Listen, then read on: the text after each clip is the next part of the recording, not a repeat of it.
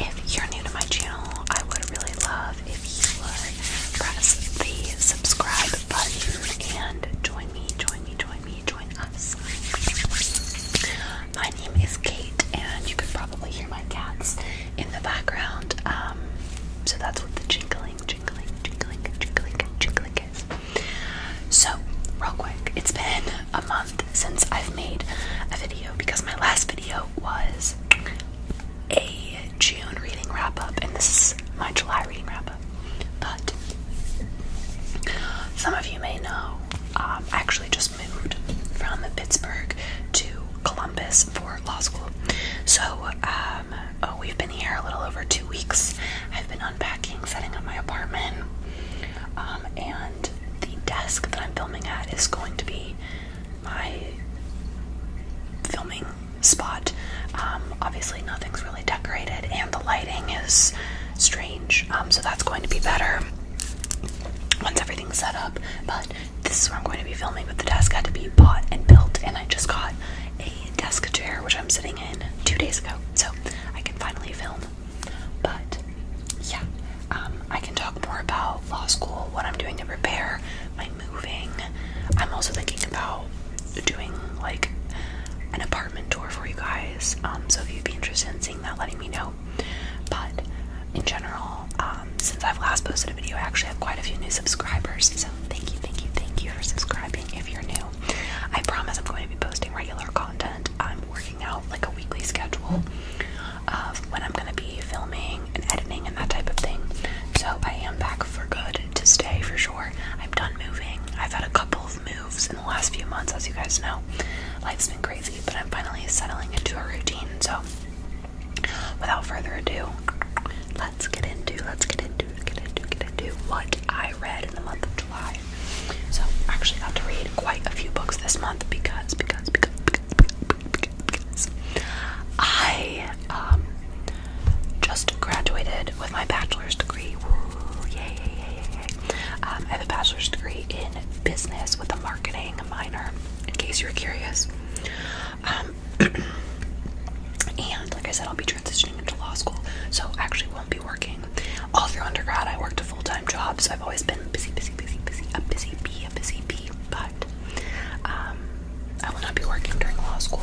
So until law school starts, I have lots of time for reading. So I've been reading a ton. I read 8 books in July, which I'm very proud of. That's a lot for me. I guess that's what, like 2 a week. So anyways, I'm gonna take you through them, give you my ratings. Also, I'll put my Goodreads account. I'll link it down below if you want to follow me on there. I don't really know how that works. I don't use Goodreads to like follow people. I just use it to track my reading and to keep my like books I want to read list. But anyways, let's do it. Okay, so the first book I read in July. Have I been saying June this whole time? July is the Aozawa Murders by Riku Onda. Not sure that's how you say it.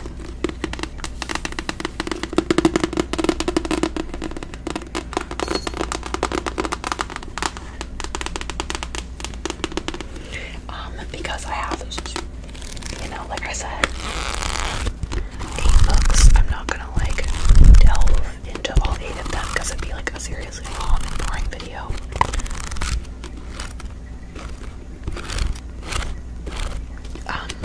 But basically, how many pages is this book?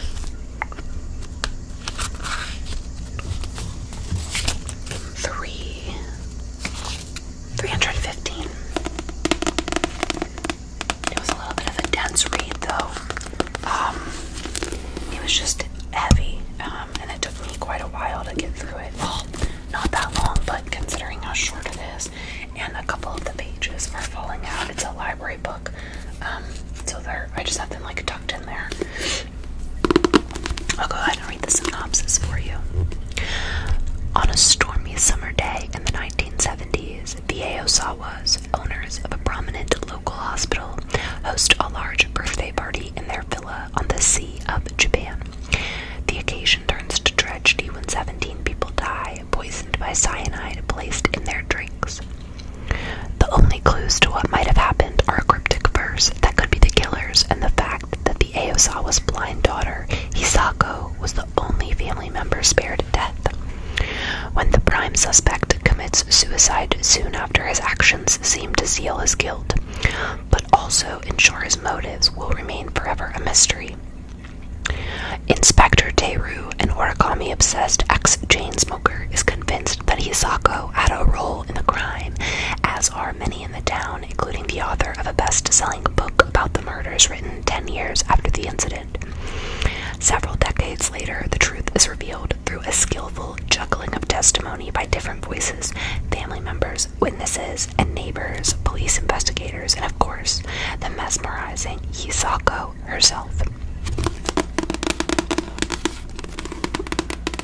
So this book was super interesting, unlike anything I've ever read, and it's basically about a book. So the book's about a book. It's about a book about a book. No, I'm just kidding, but it's basically about, also if I keep turning around it's because there's that mirror behind me and I keep like seeing myself in it and it's freaking me out. Yeah, so basically like they were saying it's like a girl that grew up in the town where the Aozawa murders took place then decides later to write a book about the murders, and basically it delves into like all of her research, and the book is told through several different perspectives, through like the author of that book, her assistant, through Hisako, the blind girl, through neighbors, you know, through the possible killer. It kind of jumps around quite a bit, so it's a little bit difficult to follow, but I did really enjoy it, and I'm pretty sure I gave this one 4 stars. 4 stars, 4 stars, 4 stars. 4 stars. So yeah, I'd recommend it definitely if you like thriller, mystery, murder type of books. Okay, next is a very large expanse of sea by Tahira Mafi.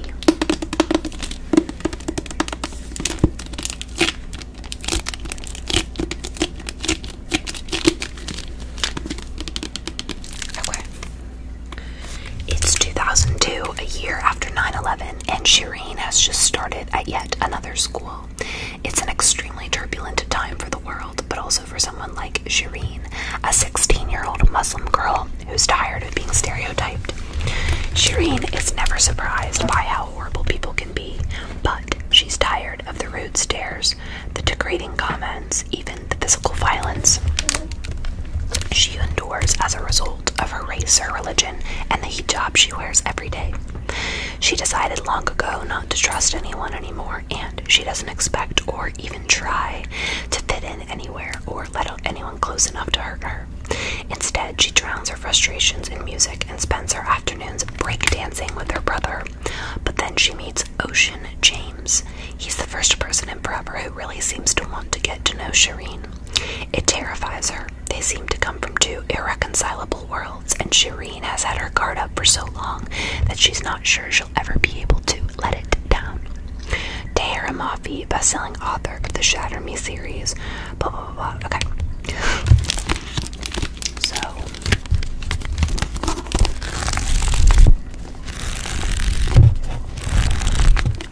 and this one is about the same distance, the same length, like 315 pages.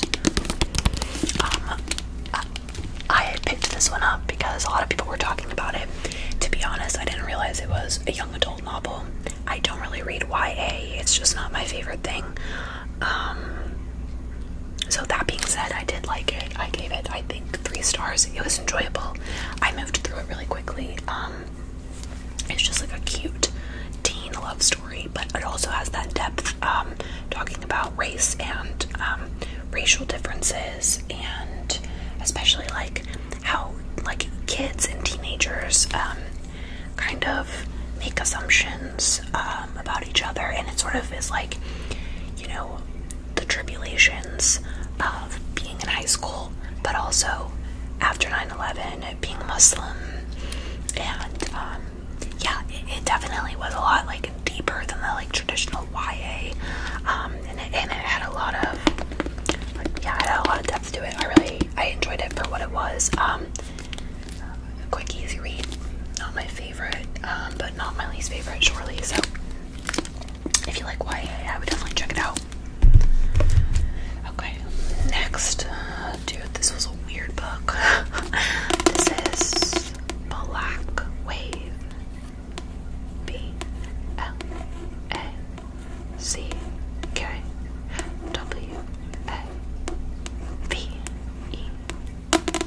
by Michelle T. I'm gonna read the summary to you, and then I'm gonna explain why nothing prepared me for this book. It's late 90s San Francisco. The environment is crashing, animals are nearly extinct, and drug-addled writer Michelle has alienated most of her friends and lovers with her drama. Determined to shed that skin, she heads to LA to write a screenplay. With the world sliding into chaos and would-be lovers finding themselves in dreams and on Craigslist, Michelle endeavors to make sense of her life, struggling to cast herself as a universal hero in her screenplay while squatting in an abandoned bookstore. Okay. This book is literally not at all what it says it's going to be. It literally, like, I don't think this is spoiling it, because afterwards I looked it up and was like, what is this? And like, this is about the apocalypse. The apocalypse that takes place in the late 90s, early 2000s. And I just thought it was going to be like an adult fiction about a writer that's poor and on drugs and just about her life. And it's not. It's the first half of it is. And I will be honest and tell you that I have a 50-page rule, that if I'm not liking a book by 50 pages, I abandon it, because I don't have time to read, 400 pages of a book I don't even like. And at page 50, I was really on the edge of abandoning this book, and then I thought, like, nah, I'm kind of intrigued to see what happens in her life. I'll keep reading him. And it literally is about the apocalypse. Like, the world ends in this book. And again, that's not a spoiler, because once I looked it up, it talked about it being like an apocalyptic novel, and I didn't know that. So, I will say, the first half of the book, I did not like. I did not enjoy it. The second half of the book is so good. It's heavy. It's intriguing. You can't put it down. You're dying to know what happens. It's very like a philosophical almost. It has you question so many things about your life and about our world. I loved the second half so much. I gave this book 4 out of 5 stars, and I literally wanted to quit reading it. I wanted to give it all up. None of the characters are likable, but I like this book, which is like incredible, because I'm a very character-based reader. I have to connect with characters in order to really enjoy a story. And I hated every character in this book. Hated the main character. Oh, she's the worst. But I really enjoyed this book. It's weird. It's dark. It's existential. Like,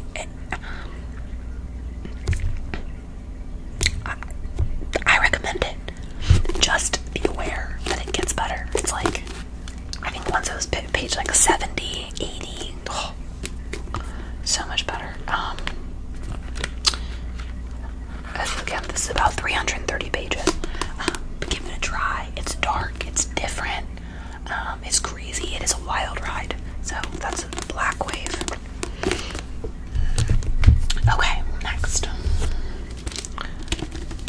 This is Blacktop Wasteland. Blacktop Wasteland by S.A. Cosby.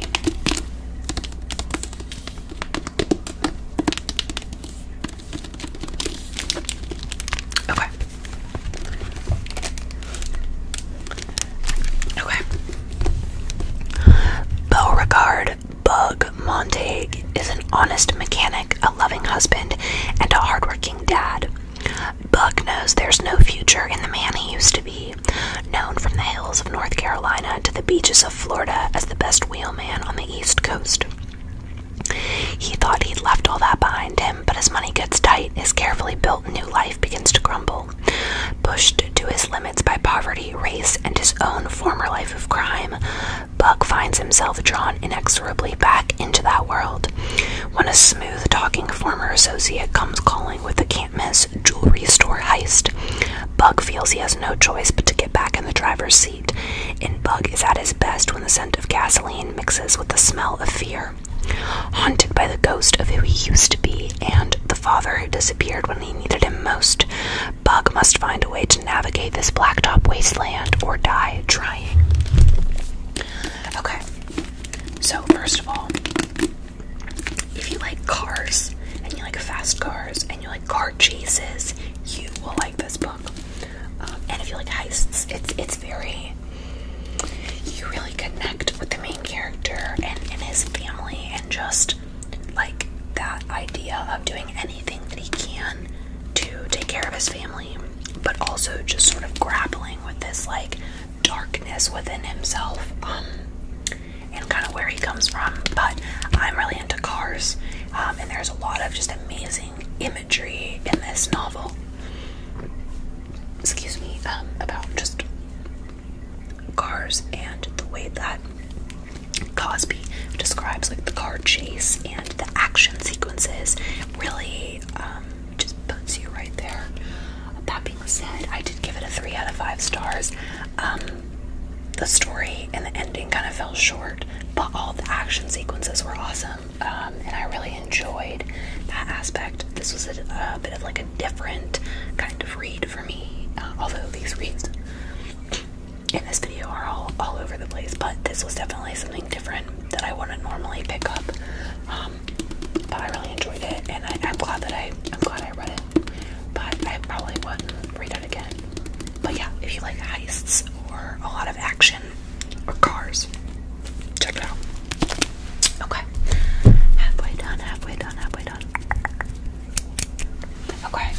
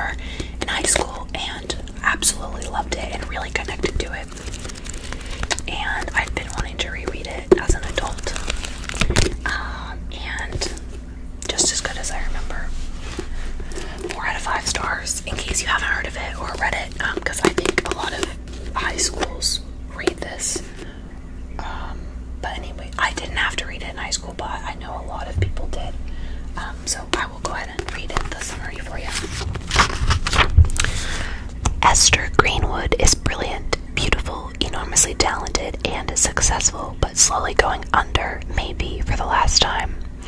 In her acclaimed and enduring masterwork, Sylvia Plath brilliantly draws the reader into Esther's breakdown with such intensity that her insanity becomes palpably real, even rational, as accessible an experience as going to the movies.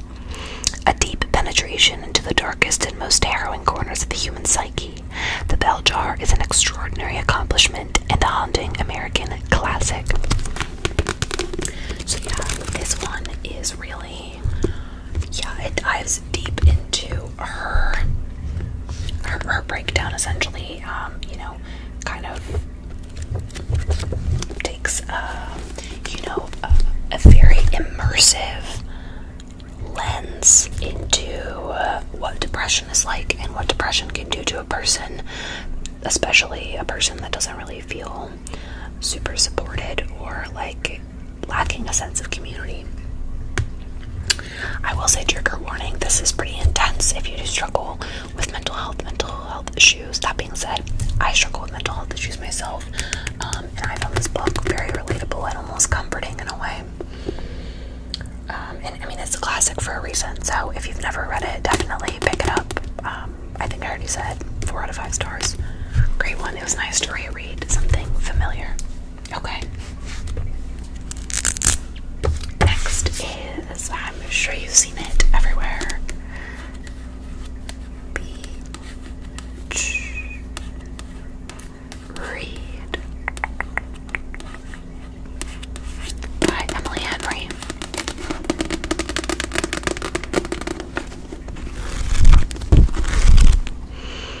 This one smells so fresh.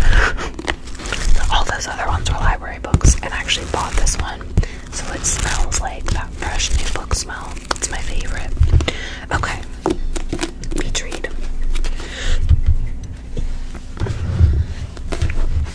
Augustus Everett is an acclaimed author of literary fiction. January Andrews writes best-selling romance. When she pens A Happily Ever After, he kills off his entire cast. They're polar opposites. In fact, the only thing they have in common is that for the next 3 months, they're living in neighboring beach houses, broke and bogged down with writer's block. Then one hazy evening, one thing leads to another, and they strike a deal designed to force them out of their creative ruts. Augustus will spend the summer writing something happy, and January will pen the next great American novel. She'll take him on field trips worthy of any rom-com montage, and he'll take her to interview surviving members of a backwoods death cult, obviously. Everyone will finish a book, and no one will fall in love. Really. Obviously they fall in love. I also never read romance, so this was a change up for me. Everyone was talking about it on TikTok and YouTube. Literally everyone. Or I guess I should say BookTok and BookTube, which I basically live on now. And so I was like, okay, fine. I'll read it.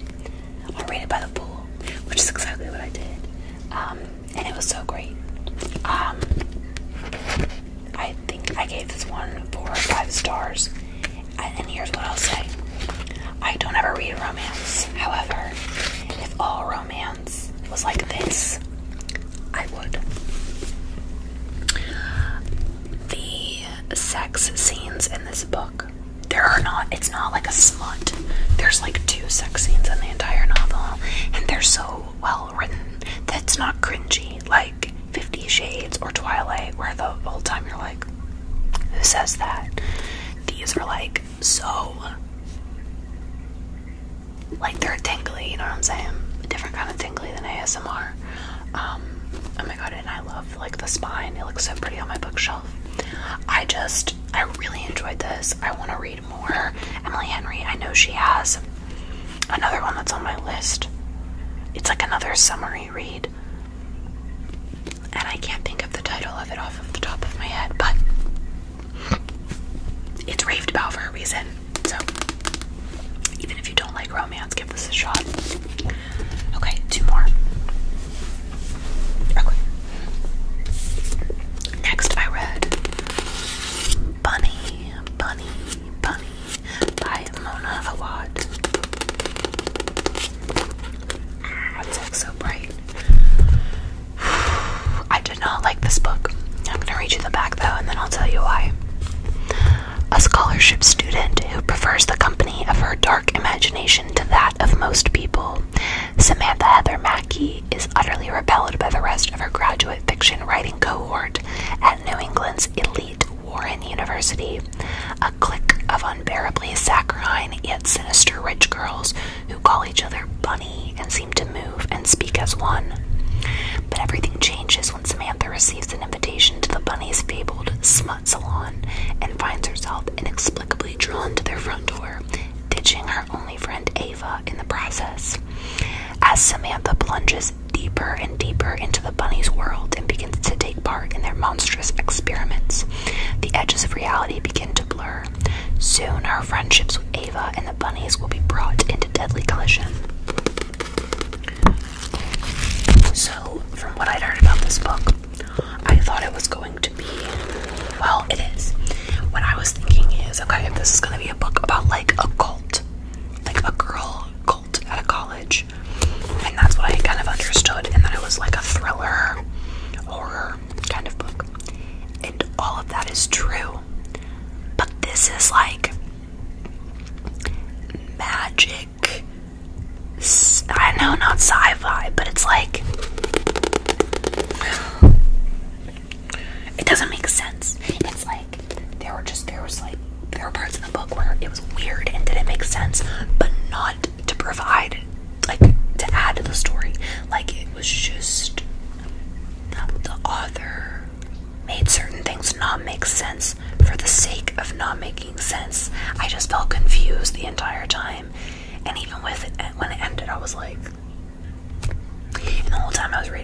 literally kept saying, this is the weirdest thing I've ever read, and not in a good way.